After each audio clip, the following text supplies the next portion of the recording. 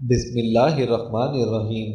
حضرت علی رضی اللہ تعالیٰ عنہ نے فرمایا، سب سے پہلی عبادت یہ ہے کہ انسان مصیبت میں صبر کر کے اللہ تعالیٰ کی طرف سے مدد کا منتظر رہے۔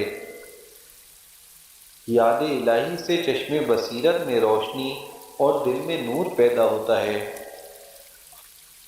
خالص عبادت یہ ہے کہ انسان محض اللہ تعالیٰ کی ذات سے امید رکھ کر اور اپنے گناہوں سے ڈر کر رہے۔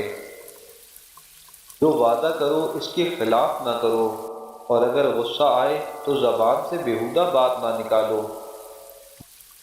مومن اپنے آپ کو معیوب خیال کرتے ہیں، لغزشوں سے ڈرتے رہتے ہیں۔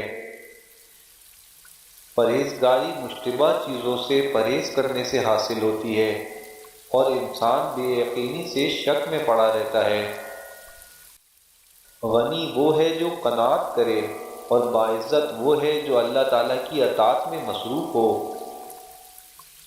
سچے دل سے توبہ کرنے سے گناہ معاف ہو جاتے ہیں، اور نیک نیتی سے ثواب حاصل ہوتا ہے۔ اپنی آخرت کی اصلاح میں مشغول ہونا عذاب دوزخ سے نجات کا باعث بنتا ہے۔ نیک عمل کو چھوڑنے والا گویا اس کے ثواب پر یقین نہیں رکھتا۔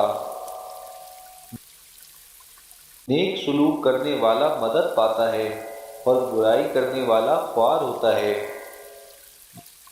جہالت ایسی بلا ہے جو زندوں کو مردہ کر دیتی ہے، اور ہمیشہ بدبختی میں گرفتار رکھتی ہے۔